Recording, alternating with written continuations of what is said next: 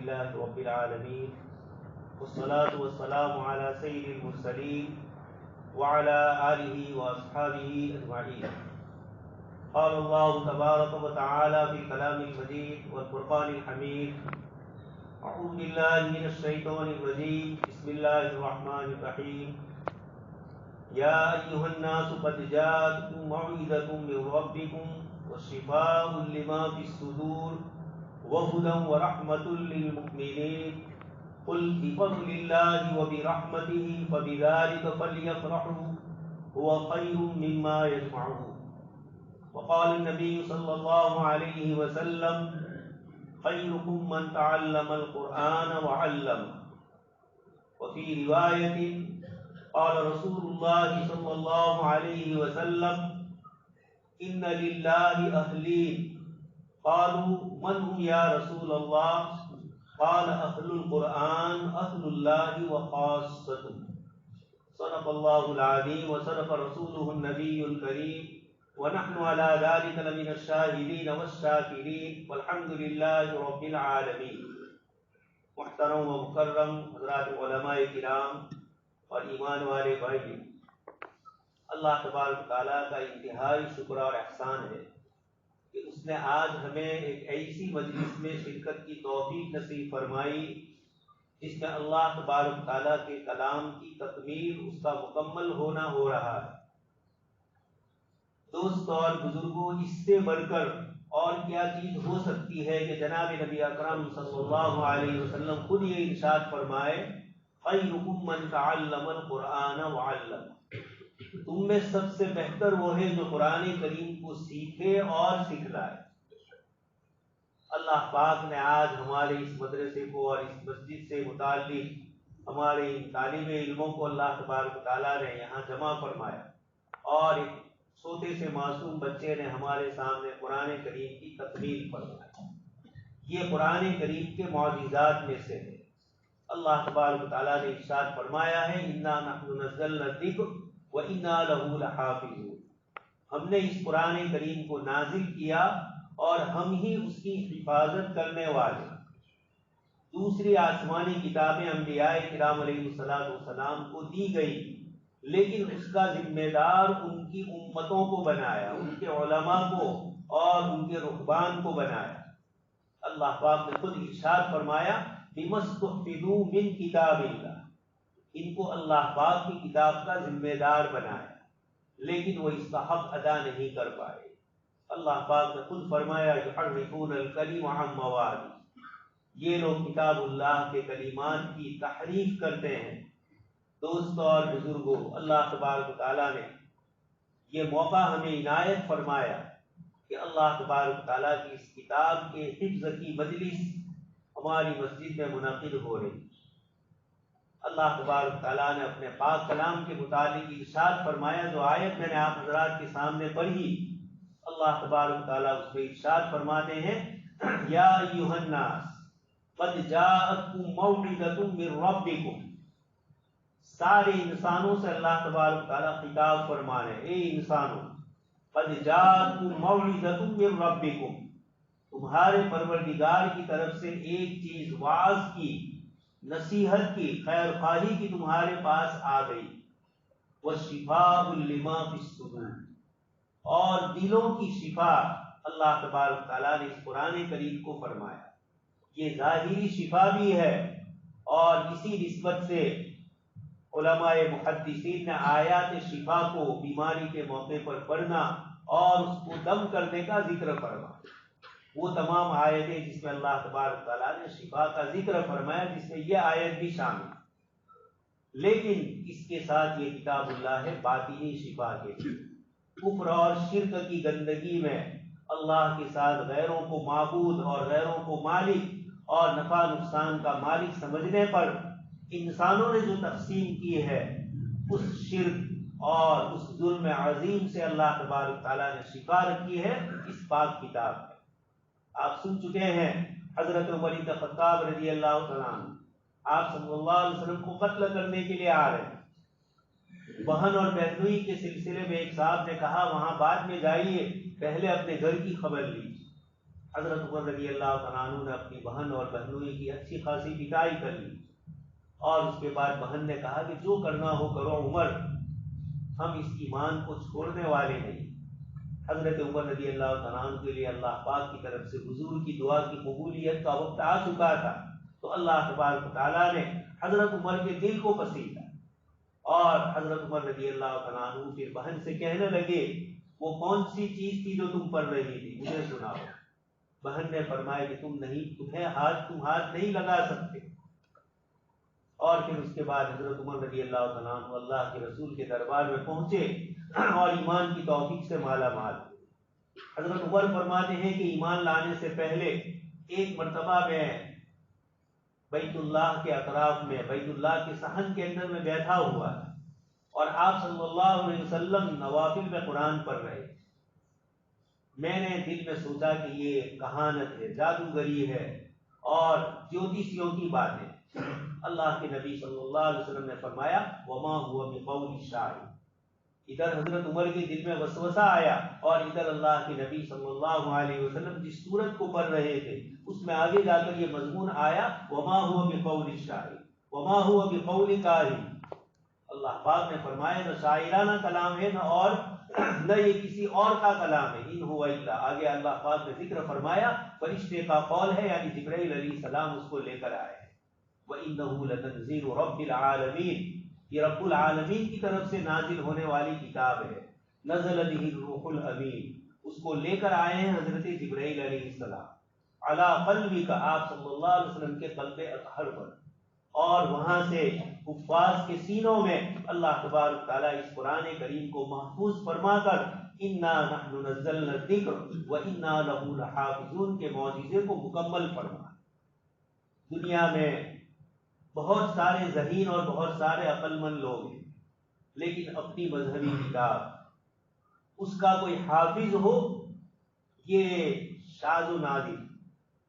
ہمارے یہاں غیر مسلم بھائیوں میں چند سلوک گیتا کے یا اور دوسری مذہبی ان کی کتابیں، ان کے چند سلوک اگر کوئی یاد کر لیتا ہے تو اس کے لیے بڑا یگن کیا جاتا ہے، بڑا جشن منایا جاتا ہے کہ اس نے اتنے کلمات محفوظ کی، اس نے فلانی چیز محفوظ کی۔ اللہ تبارک تعالیٰ نے ہمارے چھوٹے چھوٹے معصوم بچوں کو یہ توفیق عنایت فرمائی کہ یہ قرآن کریم کو زبانی یاد کرتے ہیں، اور یہ ہمارے بچے نے جیسے چند مہینوں میں پورے قرآن کریم کو محفوظ کر لیا۔ یہ جناب نبی اکرم صلی اللہ علیہ وسلم کا معجزہ ہے، یہ قرآن کریم کا خود معجزہ ہے کہ اس قرآن کریم کی اللہ پاک نے فرمایا وَلَقَدْ يَسَّرْنَا الْقُرْآنَ لِلذِّكْرِ فَهَلْ مِن مُدَّكِرٍ، ہم نے اس قرآن کریم کو یاد کرنے کے لیے آسان کر دیا ہے، نصیحت کے لیے آسان کیا ہے، کیا ہے کوئی نصیحت حاصل کرنے والا؟ جب بندہ اپنی طلب کے ساتھ اللہ کے کلام کو محفوظ کرنے کی فکر کرتا ہے تو اللہ تبارک تعالیٰ والذین جاہدوا فینا لنہدینہم سبلنا، جب بندہ کوشش کرتا ہے تو اللہ تبارک تعالیٰ اس کو یہ سعادت عطا فرماتا ہے۔ اس لیے جناب نبی اکرم صلی اللہ علیہ وسلم نے اس کی صفت اور خصوصیت بتلائی خیرکم من تعلم القرآن، اس قرآن کو سیکھنے والا اور سکھانے والا روئے زمین پر سب سے بہتر ہے۔ میں نے آپ کے سامنے جو آیت پڑھی اس میں اللہ تبارک تعالیٰ فرماتے ہیں کہ یہ قرآن کریم لوگوں کے لیے وعظ اور نصیحت ہے اور دلوں کی شفا ہے، وہ ہدی و رحمہ، اور ہدایت ہے اور رحمت ہے ایمان والوں کے لیے۔ آگے اللہ پاک ارشاد فرماتے ہیں قل بفضل اللہ وبرحمتہ، اللہ پاک کے فضل اور اللہ پاک کی رحمت سے فبذلک فلیفرحوا، ایمان والے اس قرآن کریم کی نعمت پر خوش ہو جائے، هو خیر مما یجمعون، یہ قرآن کریم ان تمام چیزوں سے بہتر ہے جس کو آپ کا قرآن نہ سننے والے مکہ کے سردار جمع کر رہے، یعنی جن کے پاس دنیا ہے، دولت ہے، اور اس دولت پر وہ فخر کر رہے ہیں۔ اللہ تبارک تعالیٰ ایمان والوں سے فرماتے ہیں آپ کہہ دیجئے هو خیر مما یجمعون، تمہارے پاس جتنی چیزیں ہیں ان سب سے بہتر یہ اللہ تبارک تعالیٰ کا کلام ہے۔ اس لیے اللہ پاک نے اس عظمت والے کلام کے متعلق فرمایا لا یمسہ الا المطہرون، اس کو چھونے کے بھی آداب۔ دنیا میں کوئی کتاب ایسی نہیں جس کو چھونا بھی ثواب ہو، جس کو پکڑنا ثواب، جس کا پڑھنا ثواب، جس کا سننا ثواب۔ ایسی عظیم و غریب کتاب اللہ کے نبی صلی اللہ علیہ وسلم صحابی سے فرماتے ہیں کہ فلانی سورت مجھے سناؤ، تو صحابی فرماتے ہیں اللہ کے نبی آپ اللہ کے رسول ہے، میں آپ کو سناؤں؟ فرمائے کہ جی ہاں اللہ نے یہ حکم دیا۔ تو اللہ کے نبی صلی اللہ علیہ وسلم قرآن سنتے بھی تھے، اور یتلو علیہم آیاتہ، آپ خود لوگوں کے سامنے قرآن کریم کی تلاوت فرماتے تھے۔ تو یہ سننا اور سنانا، اس کا چھونا عبادت، یہ اتنی عظیم کتاب اللہ تبارک تعالیٰ نے عطا فرمائی ہے کہ کائنات میں جتنی چیزیں ہیں، پورے ہمارے برہمان میں، یونیورسل میں جتنی چیزیں ہیں، یہ سب کی سب مخلوق ہے۔ انبیاء کرام علیہ السلام بھی مخلوق، فرشتے بھی مخلوق، اور کائنات کی بڑی سے بڑی ساری جتنی چیزیں ہیں سب مخلوق، لیکن یہ قرآن کریم کلام اللہ غیر مخلوق ہے، یہ اللہ پاک کا کلام ہے، یہ مخلوق نہیں ہے۔ حضرت امام احمد بن حنبل رحمۃ اللہ علیہ کے زمانے میں، خلفائے بنو عباسیہ کے دور میں، کچھ عقل کے پرستاروں نے، جن کو معتزلہ کہا جاتا ہے، انہوں نے قرآن کریم کے متعلق ایک فتنہ کھڑا کیا کہ وہ قرآن جو آپ صلی اللہ علیہ وسلم پر نازل ہوا، اللہ کا کلام، اس کو انہوں نے مخلوق کہا۔ اس وقت جو میں اور آپ قرآن پڑھتے ہیں، اس کا پٹھا، اس کے کاغذ، اس کے نقوش، اس کی روشنائی، یہ سب تو مخلوق ہے، لیکن یہ جن معانی پر دلالت کرتا ہے، جو اللہ کے کلام، جو اللہ پاک کی طرف سے جناب نبی اکرم صلی اللہ علیہ وسلم کے قلب اطہر پر اتارا گیا، یہ مخلوق نہیں ہے، یہ اللہ کی صفت ہے۔ امام احمد رحمۃ اللہ علیہ نے اس زمانے کے معتزلہ سے کہا کہ کوئی دلیل لاؤ قرآن اور حدیث، وہ لا نہیں سکے، اور پھر امام احمد رحمۃ اللہ علیہ کو بہت سخت سزا دی گئی بادشاہ کی طرف سے، کیونکہ وہ بھی انہی عقیدوں والا۔ حضرت امام احمد رحمۃ اللہ علیہ کو کوڑے مارے جا رہے تھے، اور ایسے سخت کوڑے کہ حضرت مولانا سید ابو الحسن علی الندوی رحمۃ اللہ علیہ نے اپنی کتاب تاریخ دعوت و عزیمت میں حضرت امام احمد رحمۃ اللہ علیہ کے استقلال کو، ثابت قدمی کو جو آپ نے ذکر فرمایا کہ ہاتھی کو اگر یہ کوڑے مارے جاتے وہ بھی چیخ اٹھتا، اتنے سخت کوڑے مارے گئے، لیکن آپ ایک ہی چیز کہتے رہے، القرآن کلام اللہ غیر مخلوق، یہ قرآن کریم اللہ پاک کا کلام ہے، یہ مخلوق نہیں ہے۔ بزرگوں نے لکھا ہے کہ امام احمد رحمۃ اللہ علیہ نے اتنی سخت اذیت اٹھائی، اور عظیمت کا اتنا بڑا پہاڑ وہ بن گئے، محض اس وجہ سے کہ یہ اللہ کے کلام کے ساتھ کھلواڑ کرنے والے کھلواڑ چاہتے۔ حضرت امام احمد رحمۃ اللہ علیہ ثابت قدم رہے، اور اس نسبت سے آپ کا نام ہو گیا امام اہل السنہ، کہ آپ اہل سنت والجماعت کے امام ہیں۔ یہ کتنی بڑی قربانی آپ نے محض اس لیے دی کہ اللہ کے کلام کو کلام اللہ کی صفت ہی قرار دیا، مخلوق نہیں کہا۔ کتنی عظیم نعمت اللہ پاک نے مجھے اور آپ کو عطا فرمائی، جس کتاب کے متعلق اللہ پاک خود فرماتے ہیں لا یأتیہ الباطل من بین یدیہ ولا من خلفہ، باطل نہ اس کے آگے سے آ سکتا ہے نہ پیچھے سے آ سکتا ہے۔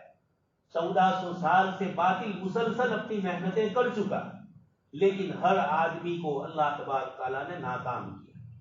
عبداللہ ابن مقفع ایک بہت بڑا ایرانی شاعر تھا، اور عربی زبان کا بہترین ادیب تھا، کئی کتابیں اس کی ہیں۔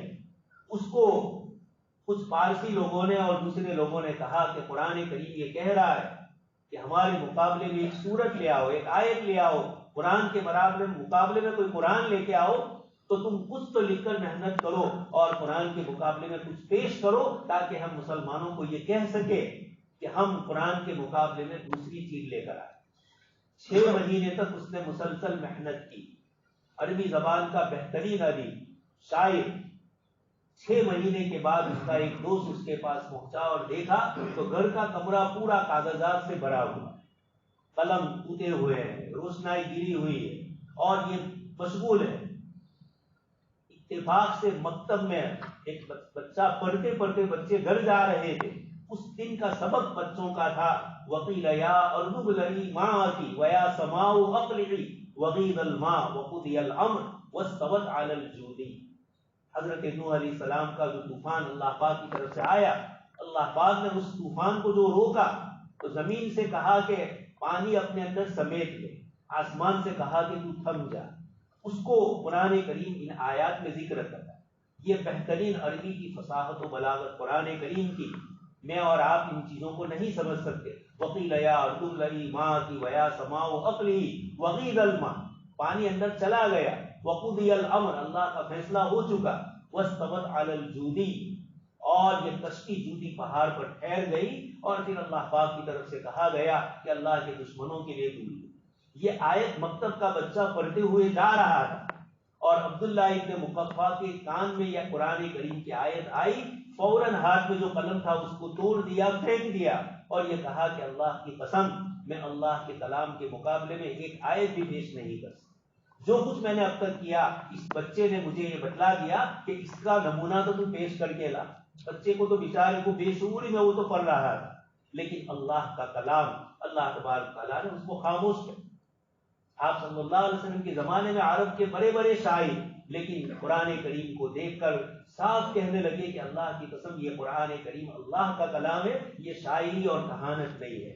آپ سن چکے سورہ حامیم سجدہ کی تفسیر کے موقع پر کہ کس طریقے سے مکہ کا سردار حضور کے پاس آیا، اور جب آپ نے سورہ حامیم سجدہ کی آیت پڑھنا شروع کی، اور جب آپ ایک آیت پر پہنچے وَإِنْ أَعْرَضُوا فَقُلْ أَنذَرْتُكُمْ صَاعِقَةً مِثْلَ صَاعِقَةِ عَادٍ وَثَمُودَ، اس کے اوپر یہ سب کے سب جو سردار آیا تھا اس نے حضور کے منہ پر ہاتھ رکھ دیا، اور پھر اس کے بعد کہا کہ اب آگے مت بڑھیے، اس لیے کہ آگے اللہ کے نبی صلی اللہ علیہ وسلم عاد و ثمود کے عذاب کو ذکر کر رہے تھے، اور مکہ والوں کو چیلنج ہو رہا تھا کہ جیسے ان پر عذاب آیا، اگر تم نے اس قرآن کا انکار کیا تو تم پر بھی ایسا عذاب آ سکتا ہے۔ اور وہ جانتے تھے کہ اللہ کے نبی صلی اللہ علیہ وسلم سچے ہیں، قرآن کریم کی آیات سچی ہے، اور اپنے سفر میں عاد و ثمود کے خندرات کو، ان کے جو پرانے مکانات اور قلعے تھے، ان کو یہ دیکھ چکے۔ تو مجھے یہ بتلانا ہے ایسی عظیم الشان کتاب جس نے 1400 سال سے چیلنج کیا، اور اس چیلنج کا آج تک کوئی جواب نہیں دے سکا، بلکہ قرآن کی توہین کی ذرا کچھ کوششیں کی، اللہ تبارک تعالیٰ نے ایسوں کو قرآن ہی سے دور کر دیا۔ اس نے قرآن کی بے عزتی کی، ہر زمانے میں ایسا ہوا۔ اللہ تبارک تعالیٰ کی طرف سے جناب نبی اکرم صلی اللہ علیہ وسلم کی توہین اور قرآن کریم کی توہین۔ علماء کرام فرماتے ہیں دنیا میں ہی اس کا بدلہ مل جاتا ہے، اور ماں باپ کی نافرمانی، یہ ایسی چیزیں ہیں کہ دنیا میں ہی بدلہ مل جاتا ہے، آخرت کا تو ملنے سے ملے گا۔ اس لیے قرآن کریم کی توہین کرنے والوں کے ساتھ بھی اللہ پاک کے ایسے عذابات اور ایسی چیزیں آئی۔ آپ سن چکے ہیں قرآن کی مخالفت کرنے والا، اللہ پاک نے اس کو دین اسلام ہی سے کیا کر دیا، خارج کر دیا۔ اسی طرح بھی 2-4 دن پہ صاحب گئے دنیا سے، انہوں نے بھی قرآن کریم کی بہت توہین کی تھی، اللہ تبارک تعالیٰ کی ذات عالی کی توہین کی تھی، آپ صلی اللہ علیہ وسلم کے متعلق بھی بکواس کی تھی۔ اللہ پاک نے اس کو مسلمانوں کے قبرستان سے ہی محروم رکھا، اس کو جلایا گیا۔ یہ دنیا میں اللہ تبارک تعالیٰ بتلا دیتے ہیں یہ اللہ کی غیرت ہے، شعائر اللہ ہے، یہ اللہ کی عظمت والی چیزیں ہیں۔ وَمَن يُعَظِّمْ شَعَائِرَ اللَّهِ فَإِنَّهَا مِن تَقْوَى الْقُلُوبِ، اس لیے یہ قرآن کریم کی عظیم نعمت اللہ پاک نے ہماری بستی میں، ہماری آبادی میں، ہمارے محلے میں باقی رکھی، اور یہ قرآن کریم کی حفظ کا سلسلہ چل رہا ہے۔ یہ اللہ پاک کا بڑا فضل اور احسان ہے۔ ہم نہیں جانتے ہیں کتنی برائیاں، اللہ پاک کی طرف سے آنے والی کتنی تکلیفیں، پریشانیاں اس قرآن کریم کی برکت سے اللہ تبارک تعالیٰ ہمیں محفوظ کر دے۔ اس مسجد کی اور مدرسوں کی جہاں قرآن کریم پڑھا جاتا ہے، ہمارے استاد تھے حضرت مولانا سید ابرار احمد رحمۃ اللہ علیہ دھلیہ، یہ مثال دے کر سمجھاتے تھے کہ کشمیر میں برف گرتی ہے، اور اس برف کی ٹھنڈک کا اثر گجرات میں آتا ہے۔ ہم لوگ یہاں ٹھنڈی محسوس کرتے ہیں سردی کے دنوں میں، اور آج تو آسان ہو گیا، بنگال کی کھاڑی بالکل اس طرف ہے اور گجرات اس طرف ہے، وہاں سمندر کے اندر کچھ اونچ نیچ ہوتی ہے، اور پورے سال ہم نے دیکھا بارش، آج بھی دیکھ رہے ہیں اس طریقے سے یہ شکلیں سب آ رہی ہے۔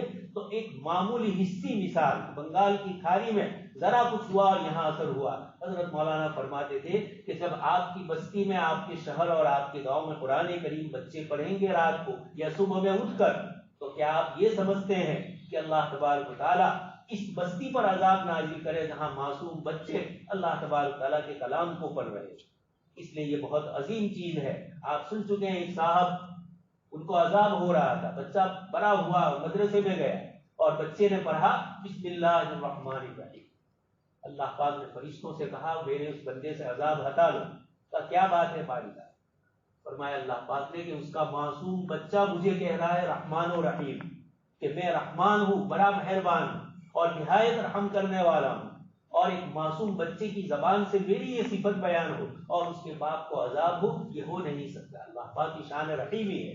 تو یہ اللہ تبارک تعالیٰ کا پاک کلام ہے، جنہوں نے اس کو حفظ کیا، اللہ تبارک تعالیٰ نے ان کے مرتبے کو تو ذکر نہیں کیا، لیکن اس کے والدین کے لیے فرمایا کہ اللہ تبارک تعالیٰ ان کو تاج پہنا ہے۔ جب اس حافظ قرآن کے والد اور والدہ کو یہ مسئلہ اللہ پاک کی طرف سے ہوگا تو خود حافظ قرآن کو کیا ملے گا؟ یہ ایسی نعمت ہے ما لا عین رأت ولا اذن سمعت ولا خطر علی قلب بشر، آج تک کسی آنکھ نے اس اللہ کی نعمت کو دیکھا نہیں اور نہ کسی دل میں وسوسہ گزرا۔ اللہ تبارک تعالیٰ نے ایسی نعمتیں اس کو حافظ قرآن کو وہاں دی ہے، کتنوں کے لیے وہ سفارشی بنے گا۔ اورنگزیب عالمگیر رحمۃ اللہ علیہ کا بیٹا حافظ ہوا۔ اورنگزیب رحمۃ اللہ علیہ نے شاہ جہاں سے کہا کہ ابا جان میرا بیٹا حافظ ہوا۔ شاہ جہاں نے کہا مجھے اس سے کیا فائدہ؟ یعنی تمہارا بیٹا حافظ ہوا، تم کو اللہ پاک کی طرف سے تاج پہنایا جائے گا، مجھے تو نہیں پہنایا جائے گا۔ یہ سوچ تھی۔ اورنگزیب رحمۃ اللہ علیہ نے حفظ قرآن کریم کیا اور پھر والد محترم کی خدمت میں جا کر عرض کیا کہ آپ کا بیٹا حافظ۔ یہ ایسے لوگ تھے جو حکومتوں پر بیٹھ کر بھی اتنا سارا انتظام، کابل سے لے کر بنگال تک کا اور اوپر شمال سے لے کر جنوب تک کا اتنا انتظام سنبھالنے کے باوجود قرآن کریم کا حفظ کرتے۔ تب شاہ جہاں کو خوشی ہوئی کہ میرا بیٹا بھی حافظ ہوا تو اب میرے لیے انعام۔ تو یہ اللہ تبارک تعالیٰ نے اتنی بڑی فضیلت عطا فرمائی ہے۔ آپ کے سامنے جو میں نے آیت پڑھی اس کے ساتھ جو ایک روایت ذکر کی، اس روایت میں اللہ کے رسول صلی اللہ علیہ وسلم فرماتے ہیں اہل القرآن اہل اللہ و خاصۃ، کہ قرآن کریم والے، قرآن سے نسبت والے، قرآن کی تلاوت کرنے والے، قرآن کا حفظ کرنے والے، قرآن سے محبت رکھنے والے، اہل القرآن یہ اہل اللہ و خاصۃ۔ اللہ کے رسول نے فرمایا کہ اللہ پاک کے کچھ خاص بندے ہیں۔ صحابہ نے فرمایا کہ وہ کون ہے؟ آپ صلی اللہ علیہ وسلم نے جواب میں فرمایا کہ قرآن پڑھنے پڑھانے والے یہ اہل اللہ و خاصۃ، یہ اللہ کے خاص بندے ہیں جن کو اللہ نے قرآن کریم کے لیے منتخب کر دیا۔ حضرت مولانا فضل الرحمان گنج مراد آبادی رحمۃ اللہ علیہ بہت بڑے بزرگ گزرے، ان کا یہ کہنا ہے کہ جب بندہ اللہ سے انتہائی قریب ہو جاتا ہے تو اللہ تبارک تعالیٰ اس کو قرآن کریم سے مناسبت دے دیتے ہیں اور دوسرے اذکار کم کر دیتا ہے، اور قرآن کریم کے آیات کو کثرت سے پڑھتا ہے، کثرت سے تلاوت کرتا ہے۔ تو بزرگی اور تصوف میں بھی سب سے اعلیٰ مرتبہ اس کو ملتا ہے جب اللہ تبارک تعالیٰ کی طرف سے وہ اس درجے کو۔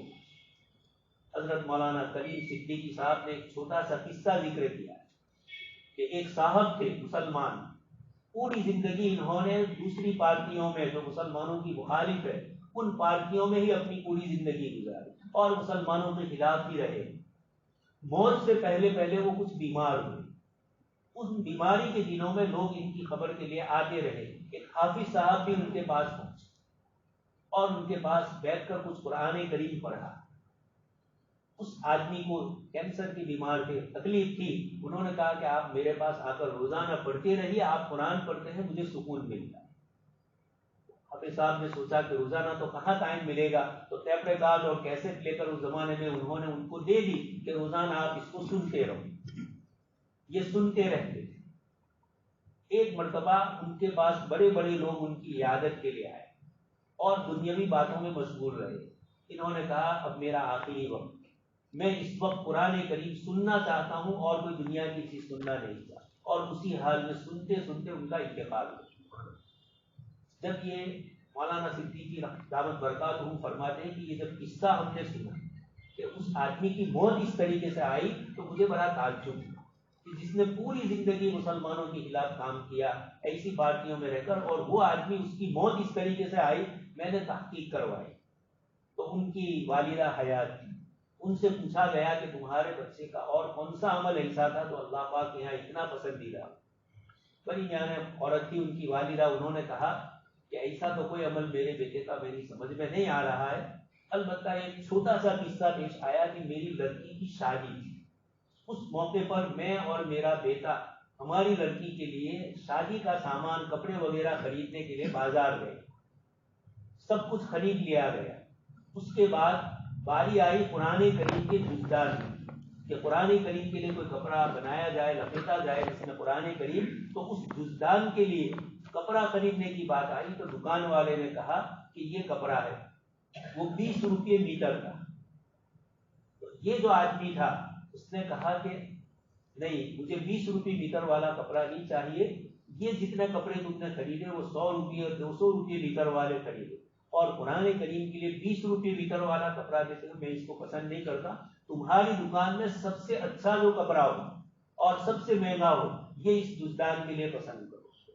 اللہ پاک کو، اللہ پاک کے کلام کی عظمت اور محبت کی یہ ادا اس بندے کی پسند آ گئی کہ اپنے کلام کے ساتھ اس کو دنیا سے جاتے ہوئے وابستہ کر دیا۔ تو یہ اللہ پاک کا کلام ہے، اللہ پاک نے اس کلام سے محبت، اس سے تعلق، میں اور آپ اپنی بات کو پسند کرتے ہیں کہ کوئی میری بات کہے کہ فلانا ایسی بات کر، تو اللہ کا کلام پڑھیں گے۔ اللہ پاک کو اپنی حمد پسند ہے اس لیے کہ وہ حمد کے لائق، میں اور آپ تو تعریف کے لائق نہ ہو تب بھی لوگ بیچارے کہہ دیں گے مولانا بہت اچھی بات کہی، فلانا فلانا آپس میں لوگ کریں گے، لیکن اللہ تبارک تعالیٰ تو حمد کے لائق ہے، اس سے بہتر اور کون ہوگا روئے زمین پر۔ اس لیے اللہ پاک نے اپنے پاک کلام سے ہمیں وابستہ رکھا، اور یہ آج کی ہجرت کی مجلس میں اس بچے نے قرآن کریم کو ختم فرمایا۔ اللہ تبارک تعالیٰ ہم سب کو اس سلسلے سے وابستہ رکھا، اور ہماری اولاد کو اللہ تبارک تعالیٰ قرآن کریم کی حفظ کی دولت سے مالا مال فرمائے۔ آدمی دل میں تمنا کرے گا، ارادے رکھیں گے تو انشاءاللہ اللہ تبارک تعالیٰ کی طرف سے خیر کے فیصلے ہوں۔ حضرت امام غزالی رحمۃ اللہ علیہ کے والد صاحب علماء سے تعلق رکھتے تھے، تو اللہ پاک نے دونوں بھائیوں کو، امام غزالی احمد ابن محمد اور ان کے دوسرے بھائی تھے، اللہ پاک نے دونوں کو بڑا عالم بنایا۔ امام غزالی رحمۃ اللہ نے لکھا ہے کہ یہ محض میرے والد کا علماء اور قرآن اور دین سے محبت کا تعلق تھا، اس کے نتیجے میں اللہ تبارک تعالیٰ نے ہمارے خاندان میں علم عطا فرمایا۔ تو اللہ پاک ہم سب کو بھی قرآن کریم سے وابستہ رکھے، اور اس بستی میں اس سلسلے کو اللہ تبارک تعالیٰ مزید جاری فرمائے، اور ہم سب کو قرآن کریم کی تلاوت کی توفیق نصیب فرمائے، آمین۔ وآخر دعوانا ان الحمد للہ رب العالمین۔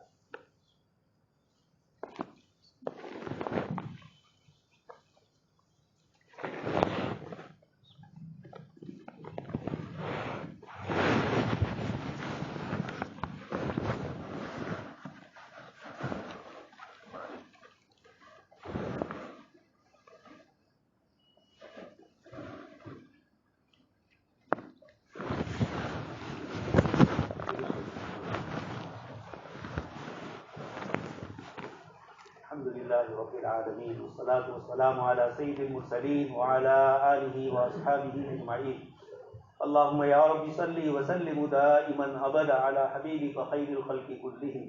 اے مولا کریم ہم سب کے گناہوں کو معاف فرما۔ رب رحیم، آج کی یہ بابرکت مجلس جس میں ایک معصوم بچے نے آپ کے کلام پاک کی تکمیل فرمائی، مولا کریم دنیا میں بہت ساری مجلسیں، محفلیں ہوتی ہیں، مولا کریم بہت سارے سیمینار اور کانفرنسیں ہوتی ہے، یہ سب دنیا اور دنیا کی چیزوں کے لیے ہوتی۔ اے رب کریم، یہاں آج کا ہمارا جمع ہونا محض آپ کے کلام پاک کی محبت کی بنیاد ہے۔ مولا کریم اس محبت کی لاج رکھ کر ہماری گناہوں کو معاف فرما۔ مولا کریم قبر کے مسائل ہمارے آسان فرما، حشر کے مسائل ہمارے آسان فرما، ہماری دنیا کی پریشانیوں اور تکلیفوں کو دور فرما دیجیے۔ اے رب کریم، آپ کا پاک کلام، آپ نے جس کو لوح محفوظ سے سمائے دنیا پر اللہ کے حبیب صلی اللہ علیہ وسلم کے سینے پر اس کو نازل فرمایا، مولا کریم ایسی عظمت والا کلام ہماری ناپاک زبانوں سے اس کی تلاوت ہوتی ہے، رات دن جس زبان سے ہم گندی باتیں کرتے ہیں، رات دن اس زبان سے لوگوں کی غیبتیں چغلیاں کرتے ہیں، لیکن مولا کریم پھر بھی تو اپنے پاک کلام کی توفیق عنایت فرما، مولا ہمیں اس کا احساس نہیں ہے۔ رب کریم اتنی عظیم نعمت ہے کہ آپ نے اپنے پورے پاک کلام میں اپنے اس کلام پاک کی عظمتوں کو جو ذکر فرمایا، اس کی رفعتوں کو، اس کی بلندیوں کو جو آپ نے ذکر فرمایا، کتنے مزے لے لے کر آپ اپنے کلام پاک کی تعریف فرمائے۔ کتاب انزلناہ الیک لتخرج الناس من الظلمات الی النور، مولا کریم اس کتاب کو آپ نے نازل فرمایا ساری اندھیریاں دنیا بھر کی، کفر کی، شرک کی، الحاد کی، کمیونزم کی، کیپیٹلزم کی، اور نہ معلوم کون کون سے نئے نئے فتنے کفر اور شرک کے آ رہے ہیں، مولا کریم اس کتاب کو آپ نے ان سب اندھیریوں سے روشنی کی طرف لانے کے لیے اور روشنی کی طرف بلانے کے لیے جناب نبی اکرم صلی اللہ علیہ وسلم کو نازل فرمایا۔ آپ کو فرمایا کہ یہ کتاب آپ کو دی گئی ہے۔ مولا کریم آپ نے فرمایا کہ رسول جب قرآن پڑھتے ہیں اس وقت بھی ہم ان کی نگرانی کرتے ہیں۔ قرآن کریم کی تلاوت کے موقع پر بھی آپ اپنے حبیب پاک صلی اللہ علیہ وسلم کو دیکھ رہے ہیں، ان کی تلاوت کو سن رہے ہیں۔ اے مولا کریم ہماری تلاوت کو بھی اے رب کریم آپ قبول فرما لیجیے۔ اس بچے کے حفظ کی بنیاد پر اے مولا کریم ہم سب کی پریشانیوں کو دور فرمائے، جو بیمار ہیں ان کو شفا عطا فرمائے۔ آپ کا پاک کلام ہے جو شفا لما فی الصدور، ہماری باطنی اور گندگی اندرونی جو ہماری بیماریاں ہیں اے مولا کریم اس سے بھی آپ ہماری حفاظت فرمائے۔ ہمارے قلوب کو کینے سے، بغض سے، عناد سے، حسد سے، غضب سے، تکبر سے محفوظ فرمائے۔ مولا کریم آپ کے پاک کلام ہی کی یہ تاثیر ہے کہ اس قسم کی ساری باطنی بیماریوں کی وہ شفا ہے۔ اے رب کریم ہماری اولاد کو نیک اور دیندار بنا۔ مولا کریم ہم میں سے ہر ایک کو اپنی اولاد کو قرآن کریم کا حافظ بنانے کی توفیق عطا فرما۔ جن کی اولاد حافظ نہیں ہوئی ان کے پوتوں کی وہ دعائیں کرے، اللہ تبارک تعالیٰ ان کو حفظ کی دولت سے مالا مال کرے۔ اے رب کریم اس روئے زمین پر آپ کا اس سے بڑا اور کوئی نام نہیں ہے کہ آپ اپنے پاک کلام پاک کے ساتھ ہمیں وابستہ فرمائیں، اس کے حفظ کی، اس کے معانی کو سمجھنے کی اور اس کے ساتھ وابستہ رہنے کی آپ توفیق عطا فرمائیں۔ مولا کریم یہ آپ کا شکر اور احسان ہے کہ آپ نے ہمیں اپنے پاک کلام سے وابستہ فرمایا۔ مولا کریم اس کی برکتوں سے، اس کی عظمتوں سے، اس کی رفعتوں اور اس کی بلندیوں کے صدقے میں اے مولا کریم امت پر جو حالات ہے اس کو مولا کریم دور فرمائے۔ مولا اسی پاک کلام نے صحابہ کرام کو بلندیوں کی چوٹیوں پر پہنچایا۔ مولا اسی کلام پاک کی برکت نے صحابہ کرام کو پورے عالم میں پھیلایا۔ مولا کریم تیرے نیک اور صالح بندوں نے اسی قرآن کریم کی برکت سے روئے زمین پر دین اسلام کو پھیلایا۔ کفر اور شرک کی گندگیاں، ظلم اور زیادتی کی گندگیوں سے دنیا کو پاک کروایا۔ اے مولا کریم آپ کے اس پاک کلام نے ہی دنیا کو چین، سکون اور امن کا گہوارہ بنایا۔ اے رب کریم اتنی عظیم کتاب ہم جیسے لوگوں کو آپ نے عطا فرمائی، ہماری ناقدریوں سے آپ ہماری حفاظت فرمائے۔ مولا کریم ان کو معاف فرما دیجیے۔ اے رب رحیم ہماری اس بستی کے اندر اس قرآن کریم کی برکت سے بیماروں کو شفا عطا فرمائے۔ مقروض کے قرض کی ادائیگی کی غیر سے شکلیں اور صورتیں پیدا کریں۔ حضرت مولانا کلیم صاحب صدیقی کی رہائی کی جو کچھ رکاوٹیں آ رہی ہے اے رب کریم آپ کے اس داعی اور آپ کے اس قرآنی بندے کی آپ ہی حفاظت کریں۔ مولا کریم ان کو خیر، سکون، امن و عافیت کے ساتھ رہائی کی شکلیں پیدا کریں۔ مولا کریم امت کے اور بھی دوسرے علماء، صلحاء جو عرب ملکوں میں بھی قید میں ہے اے رب کریم ان سارے بزرگوں اور ان سارے نیک اور صالح بندوں کی رہائی کی آپ کی شکلیں عطا فرمائیں۔ مولا کریم آپ نے سیدنا یوسف علیہ السلام کو جیل سے رہائی کے لیے کیسے کیسے اسباب مہیا فرمائے۔ اے مسبب الاسباب آپ کے لیے اسباب کی کوئی کمی نہیں ہے، آپ مسبب الاسباب ہے۔ آپ غیب کی شکلوں کے ذریعے آپ کے بہت سارے بندے جو بیچارے دین کی دعوت دے رہے تھے آج تک وہ جیلوں میں اے رب کریم ان کی رہائی کی شکلیں عطا فرمائے۔ جو بیچارے خود ایمان کی توفیق سے مالا مال ہو اور پھر اس کے بعد ایمان کی دعوت دیتے دیتے ان کو پکڑا گیا اے رب کریم ان کو بھی آپ غیب سے آپ کی قرآن کریم کی برکت سے رہائی کریں۔ مولا کریم ہم سب کو آپ کے دین کی طرف متوجہ فرمائے۔ اس حافظ ہونے والے بچے کے والدین کو آپ نے جو وعدے فرمائے ہیں رب کریم ان وعدوں میں اے مولا کریم ان کے دوسرے رشتہ داروں کو، انتظامیہ کو، اساتذہ کو اور جو لوگ قرآن کریم کی حفظ کی اس مجلس میں شریک ہوئے اے مولا کریم ان سب کو اپنی شان کے مطابق بدلا عطا فرمائے۔ مولا کریم اساتذہ نے محنتیں فرمائی، قرآن کریم کی نعمت ایسی ہے کہ اس کو بچے سے حفظ یاد کروانے کے لیے استاد کو محنت کرنی پڑتی ہے۔ جب تک سبق اور پارہ یاد نہ ہو آگے نہیں بڑھایا جاتا۔ بڑی محنتیں ہوتی ہے. اے رب کریم اساتذہ کرام کی محنتوں کو بھی آپ قبول فرمائیں. مولا کریم جناب نبی اکرم صلی اللہ علیہ وسلم کے صدقے میں ہماری دعاؤں کو قبول فرمائیں. قرآن کریم کی عظمت کے واسطے سے ہماری دعاؤں کو قبول فرمائیں. اللهم انا نسألك من خير ما سألك منه نبيك وحبيبك محمد صلى الله عليه وسلم ونعوذ بك من شر ما استعاذك منه نبيك وحبيبك محمد صلى الله عليه وسلم. أنت المستعان عليك البلاغ لا حول ولا قوة. سبحان ربك رب العزة عما يصفون وسلام على المرسلين والحمد لله رب العالمين.